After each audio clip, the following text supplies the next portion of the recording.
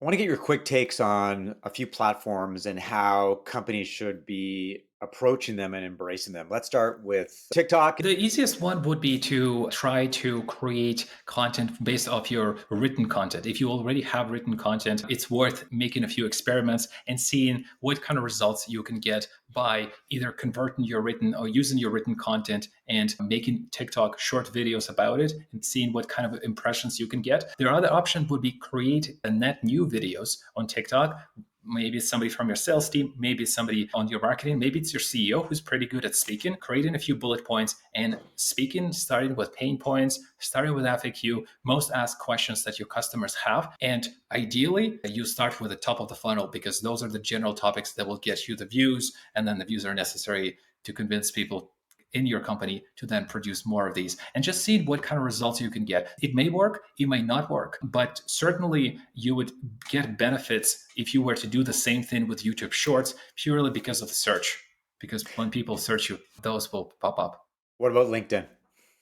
With LinkedIn, there are two approaches. There's this new concept that emerged a few years ago, growing your business with personal profiles on LinkedIn. So a few people on your company would be posting from their own profiles, and a lot of content comes out from them, and they drive a lot of impressions, likes, and comments, and they bring the business, they bring the leads. That's one way to do it. It doesn't necessarily mean that everybody can do it because it's a big commitment. A lot of time is spent on building it, as we know, because we post there.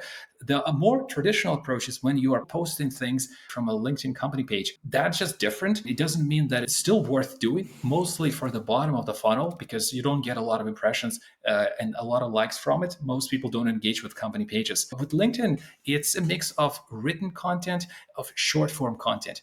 You could be posting memes. You could be posting something that short videos that hopefully you start making. There isn't that much different, I'd say, that you could be doing. It really depends on your approach, whether you want to go from your personal profile, if you have a few people on the company that already do it, or a company page. But in terms of company page, if you want to bring that engagement, it's a very short form content that takes inspiration from Twitter, to be honest. If you look at Twitter, people post a lot of memes. They post a lot of that type of stuff that is just like creates an emotion. If you just repurpose blogs, there's still time and place, but doesn't get a lot of engagement.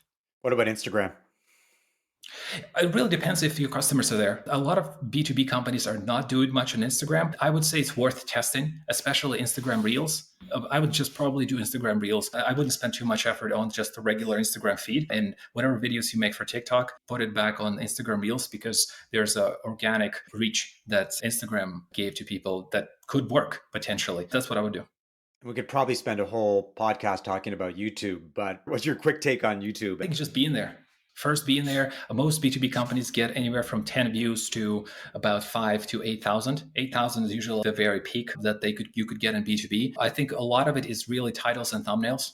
In it, beyond the fact that you should be making more engaging content, titles and thumbnails, that's the first thing that every B2B company needs to optimize because they've got a lot of videos and they could do better. For example, companies like Drift and a lot of other successful B2B companies have terrible YouTube because they're not optimized, because people who work with YouTube don't know how to do the YouTube. So that would be the first thing. Consider doing YouTube Shorts as well. Ideally, YouTube Shorts, they should be in sync with your TikTok efforts and Instagram efforts. And then also doing research on the titles in the future. So when your new video comes out or a new piece of content comes out, the title is actually searched by somebody on YouTube already. So it already pre-ranked by other creators. You're getting a bigger boost instead of just taking the title that your writer came out with, because that could perform on the website, might not perform on YouTube.